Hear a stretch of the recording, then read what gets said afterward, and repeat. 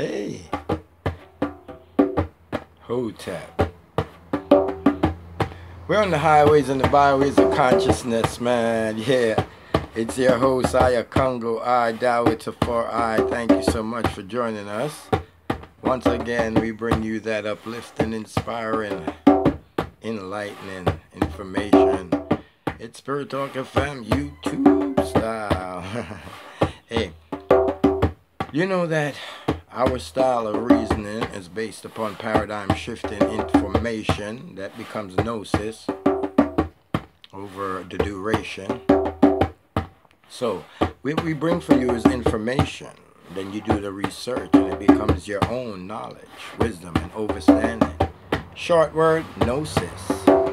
As we have said from time and time immemorial, the word gnosis has been transformed into the word genosis. And so, if you really look into the book called the Bible, especially in the Genesis, the beginning, you'll see where the plagiarization, the copying, duplication, and replication of African information took place. If you first do the research of an Afrocentric search, then first, looking into the Dogons, looking into Kemet, looking into Ta-Seti,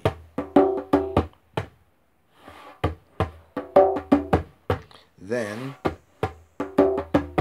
the information that you will find in the Bible will become more clearer as a plagiarization.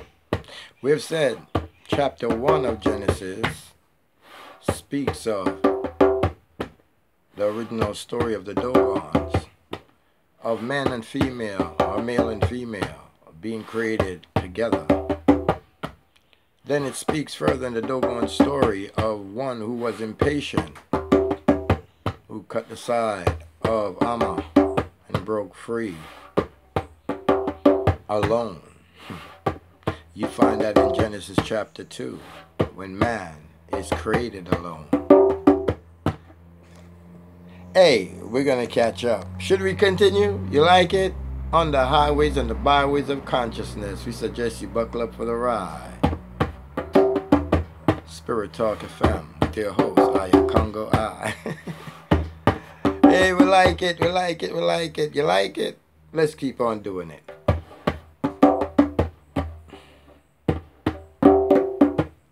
Alright, now, we said Genesis chapter 1 speaks of the original Dogon philosophy or knowledge, that the source of all that is Amma, becomes Emma, female, male, the creative principle, created in duality of male and female. One of these beings, as it is, brought to us in the story, decides that he can't wait, so he's impatient, and so he breaks away from Amma, and he comes and he begins trying to create his own world, and basically it's incomplete.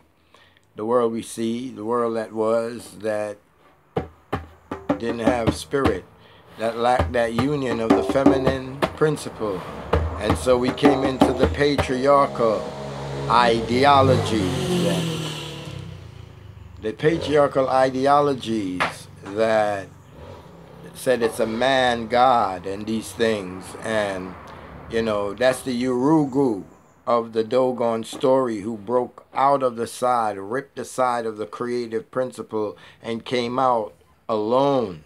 Then Genesis chapter 2 tell you that the creative principle said it's not good that man should be alone. And these are the things that we want to bring forward to the world when it comes to Sankofa, recapturing that which we have lost. This is Spirit Talk FM with your host, Iakongoi,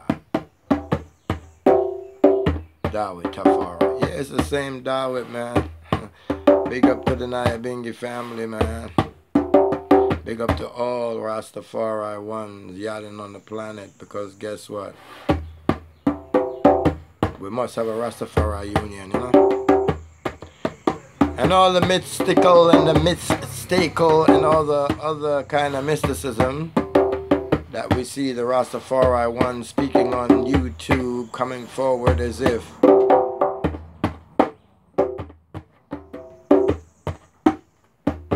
they're part of the whole religious mumbo jumbo. We're on fire. African traditional spiritual systems. That's what we return to. Sankofa. Let religion remain in its own prison, you know? And we deal with spiritual liberation.